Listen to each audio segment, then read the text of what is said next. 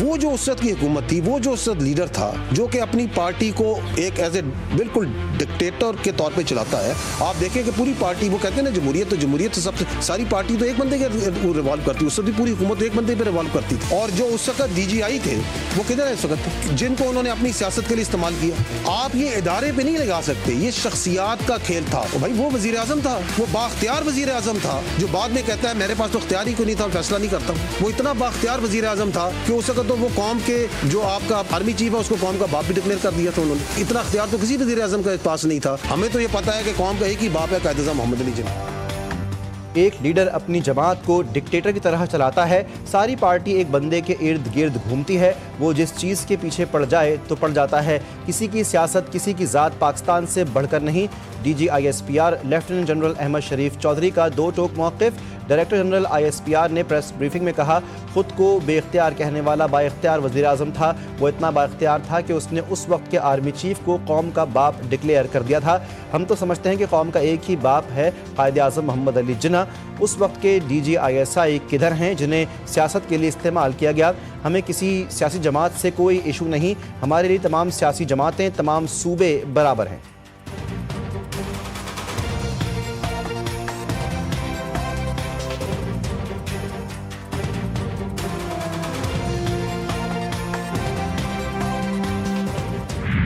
تو کہتے ہیں نا کہ جانے تو جانے سارا, باقی جانے نہ جانے تو کیا ہے, گولی نہ جانے. تو سب کو پتا ہے, لیکن خیبر پختونخوا کی حکومت کو اس کا سنیے گا. دوی چې د دهشتګردي د افغانستان نه کیږي نو د افغانستان سره په باونډر باندې نور ممالک هم دي.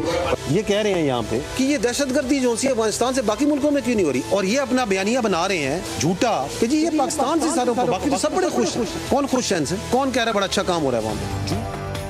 خیبر پختونخوا میں اگر ملٹری آپریشن نہیں کرنا تو خوارج کے پیروں میں بیٹھنا ہے.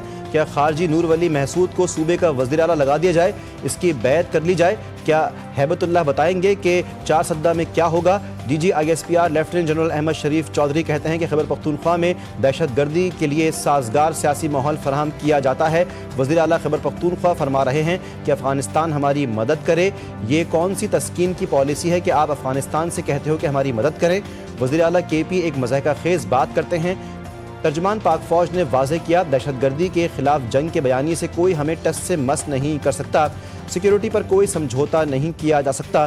دہشت گردی کے خلاف جنگ میں سیاسی جماعتیں اور سیکیورٹی فورسز کا ایک ہی بیانیہ ہے. اب دنیا بھی یہی کہہ رہی ہے کہ افغانستان دہشت گردی کا گڑھ بن گیا.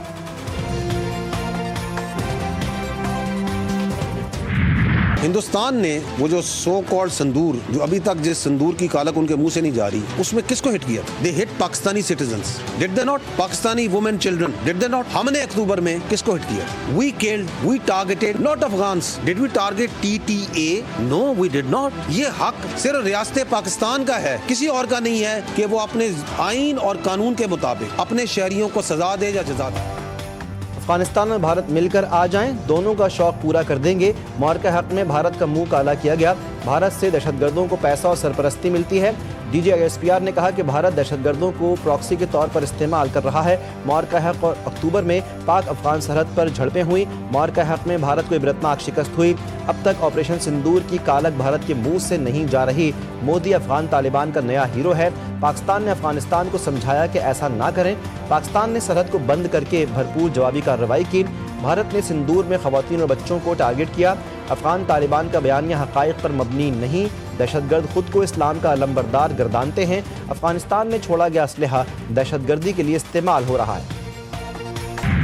کیا وہاں دہشت گردی کا خاتمہ ہو جاتا ہے؟ کانٹریریلی پوری دنیا سے دہشت گردوں کے لیے, نان اسٹیٹ ایکٹرز کے لیے وہاں پہ ایک آماجگاہ بن جاتی. مختلف طرح کے کریڈ کے دہشت گرد آرگنائزیشنز وہاں سے آپریٹ کر رہی ہیں. پھر کیا کرتی ہے وہ جو Afghan Taliban, which has now the mother organisation, وہ ٹی ٹی پی کو اپنے طرز عمل کے اوپر اس کو آرگنائز کرنا شروع کرتی ہے. وہ وار کو دہشت گردی کی شکل میں پوری ریجن میں آگے اسپریڈ کرتی ہے. And they find new patterns, new financial sponsors. اور اس کے اندر کون آتا ہے پاکستان کے اندر دہشت گردی کرانے کے لیے؟ سب سے بڑا پیٹرن کو کون ملتا ہے؟ ہندوستان. دہشت گردی کے خلاف جنگ پوری قوم اور ریاست کی جنگ. فتنہ الخوارج اور فتنہ ہندوستان کا پاکستان بلوچستان سے کوئی تعلق نہیں. افغانستان پورے خطے میں دہشت گردی کا بیس آف آپریشن ہے. دہشت گرد خوارج ہیں, ان کا دین اسلام سے کوئی تعلق نہیں. DGISPR lieutenant general Ahmed Sharif Chaudhry کی پریس کانفرنس، ان کا مزید کہنا تھا خیبر پختونخوا میں ہی دہشت گردی کے زیادہ واقعات کیوں ہو رہے ہیں؟ گزشتہ سال دہشت گردوں کے خلاف 75,175 آپریشنز کیے، خیبر پختونخوا میں 14,658، بلوچستان میں 58,778 آپریشنز کیے گئے۔ دہشت گردی کے خلاف جنگ میں 1235 افراد نے جام شہادت نوش کیا۔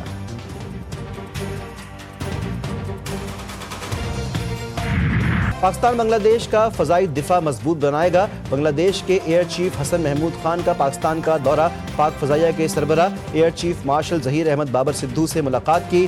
ISPR کے مطابق ملاقات میں GF-17 تھنڈر طیاروں کی ممکنہ خریداری پر بات کی گئی۔ Year chief marshal Zaheer Babar Sidhu نے بنگلہ دیش ایئر فورس کی صلاحیتوں میں اضافے کے لیے تعاون کی یقین دہانی کروائی، مکمل تربیتی اور طویل المدتی معاون نظام کی فراہمی کا یقین دلایا۔ کوئی سالڈ پیش رفت جو ہے کوئی نہیں ایسی ہوئی جس کے بارے میں کہا جائے کہ جی مذاکرات ہونے والے ہیں یا ان کا امکانات روشن ہو گئے ہیں۔ کوئی پیش رفت نہیں ہے، صرف یہ بیان بازی، یہ کائٹ فلائنگ ہے، نتھنگ ایلس۔ مذاکرات صرف میڈیا کی زینت ہیں، کوئی حقیقی پیش رفت نہیں۔ وزیر دفاع خواجہ آصف نے اپوزیشن سے مذاکرات کو بیان بازی اور افواہیں قرار دے دیا، کہا مذاکرات سے متعلق کوئی ایسی پیش رفت نہیں ہوئی جس سے کہا جا سکے کہ مذاکرات کے امکانات ظاہر ہو چکے ہیں۔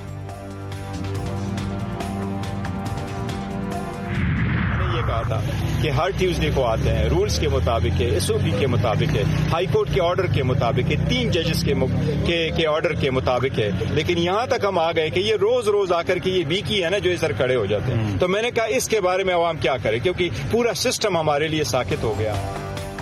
حالات معمول پر لانے کی بھاری قیمت مانگی جا رہی ہے، جب ملاقاتیں ہی نہیں کرنے دی جاتی تو مذاکرات کیسے ہوں گے؟ چیئرمین PTI بیرسٹر گوہر نے کہا کہ ہر منگل کو آتے ہیں اور ملاقات کے بغیر واپس جاتے ہیں۔ سلمان اکرم راجہ نے کہا یہ نہیں ہو سکتا کہ آپ بانی کو بند کر دیں اور مذاکرات کا بولیں۔ PTI اور پیپلز پارٹی کے درمیان رابطوں پر کچھ کہنا قبل از وقت ہوگا۔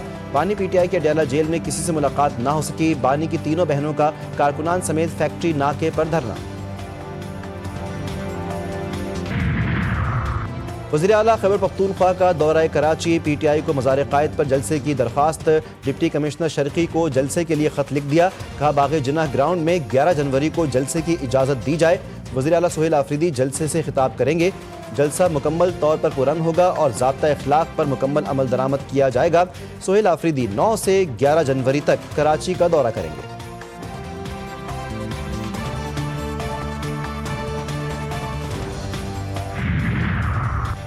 خسارے کا شکار ریاستی ملکیتی اداروں کی نجکاری اولین ترجیح قرار، وزیراعظم کی زیر سربراہی نجکاری کمیشن کے امور پر اجلاس۔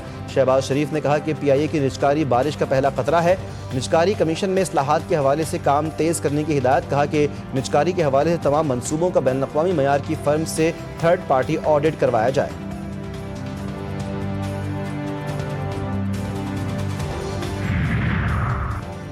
گیس کی قیمتوں میں اگلے 6 ماہ تک کوئی اضافہ نہیں ہوگا، وفاقی وزیر پیٹرولیم علی پرویز ملک کا اعلان، کہا گیس سیکٹر میں سرکولر ڈیٹ کا اضافہ رک گیا ہے، نیا قرض پیدا نہیں ہو رہا، قطر سے اضافی LNG کارگو عالمی منڈی میں منتقل کرنے کا کامیاب معاہدہ ہو گیا ہے، اصلاحات کے باعث تمام صارفین کے لیے گیس کی قیمتیں برقرار رہیں گی۔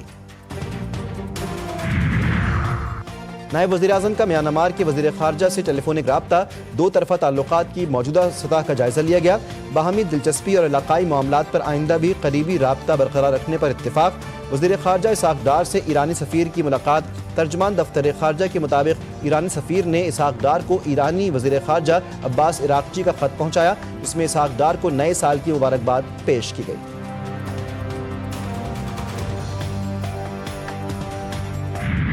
وینزویلا میں تیل کے ذخائر پر قبضے کا امریکی خواب چکنا چور، واشنگٹن کی سازشیں عوامی عزم کے سامنے دم توڑ گئیں۔ وینزویلا کی نائب صدر نے قائم مقام صدر کی حیثیت سے حلف اٹھا لیا، مادورو سے وفاداری کا اعلان، امریکہ سے بھی تعاون کا اشارہ دے دیا۔ اپوزیشن لیڈر ماریا کورینا کا جلد وطن واپسی کا اعلان، نائب صدر پر شدید تنقید، تمام سیاسی قیدیوں کی رہائی کا مطالبہ کر دیا، چاپلوسی کے لیے اپنا نوبیل انعام ڈونلڈ ٹرمپ کو دینے کا اعلان۔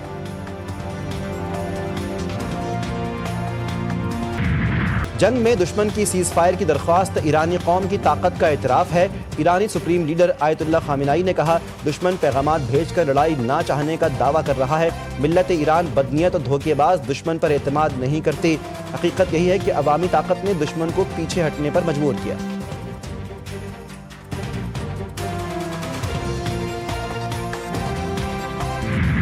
پاکستان نے انڈر 19 ٹرائی سیریز اپنے نام کر لی۔ پاکستان نے فائنل میں زمبابوے کو 9 وکٹوں سے شکست دی۔ قومی انڈر 19 ٹیم نے 59 رنز کا ہدف 33 اوور پہلے حاصل کیا۔ سمیر منہاس کی میچ وننگ سینچری، 114 رن سکور کیے۔ محمد شایان 38 اور عثمان خان 2 رنز بنا کر ناقابل شکست رہے۔ Chairman P C B Mohsin Naqvi نے زمبابوے میں ٹرائی سیریز جیتنے پر ٹیم کو شاباش دی، کہا نوجوان شاہینوں نے شاندار کارکردگی سے پوری قوم کا سر فخر سے بلند کر دیا۔ کراچی میں ایک اور شخص ڈاکوؤں کی گولی کا نشانہ، محمود آباد کشمیر کالونی میں فائرنگ سے زخمی سیکیورٹی گارڈ دم توڑ گیا۔ عابد علی ڈکیتی مزاحمت کے دوران زخمی ہوا تھا۔ رواں سال کے ابتدائی 6 روز کے دوران ڈاکوؤں کی فائرنگ سے جاں بحق افراد کی تعداد 3 ہو گئی۔ لاہور کی نجی یونیورسٹی میں 21 سالہ طالبہ کی خودکشی کی تحقیقات، طالبہ کی دوسری منزل سے چھلانگ لگانے کی فوٹیج منظر عام پر آ گئی۔ متاثرہ طالبہ اسپتال میں زیر علاج۔ طالبہ 7:58 پر یونیورسٹی آئی، کلاس میں نہیں گئی۔ لڑکی نے کودنے سے قبل آخری کال موبائل سے ڈیلیٹ کر دی۔ یونیورسٹی کے ٹیسٹ میں طالبہ نے 35 میں سے 18 نمبر لیے۔ حاصل کردہ نمبروں سے غیر مطمئن ہو کر والد اور بھائیوں کو بتایا۔ پاکستان اور سری لنکا کے درمیان 3 میچز کی T20 سیریز کا آغاز آج سے ہوگا۔ سیریز کا پہلا میچ دمبولا میں کھیلا جائے گا۔ قومی T20 اسکواڈ کولمبو پہنچ چکا ہے۔ سیریز کا دوسرا میچ 9 جنوری اور تیسرا اور آخری میچ 11 جنوری کو دمبولا میں ہی ہوگا۔ بنگلہ دیش کے فاسٹ بولر مستفیض الرحمان نے PSL کے لیے رجسٹریشن کروا دی۔ چند دن پہلے بھارتی کرکٹ بورڈ کی ہدایت پر کولکتہ نائٹ رائڈرز نے بنگلہ دیشی فاسٹ بولر کو ٹیم سے نکال دیا تھا۔ مستفیض الرحمان لاہور قلندرز کی نمائندگی کر چکے ہیں۔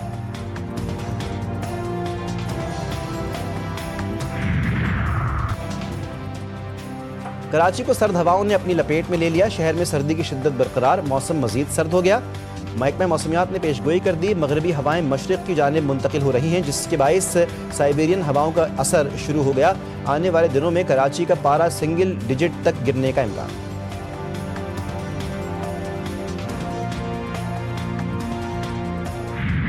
ملک کے بالائی علاقوں میں ٹھنڈا ٹھار موسم، برف باری سے ہر چیز ڈھک گئی۔ ایبٹ آباد اور گلیات برف باری کے بعد حسین ہو گئے۔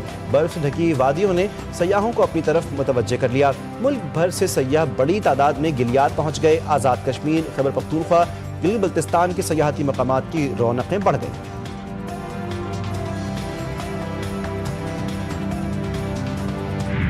اور پیرس میں شدید برف باری نے سب کچھ جما دیا، ہر طرف سفیدی پھیل گئی۔ ایفل ٹاور کا نظارہ اور بھی حسین۔ برف باری کے باعث پیرس اور دیگر شہروں کے ایئرپورٹس پر فضائی آپریشنز متاثر۔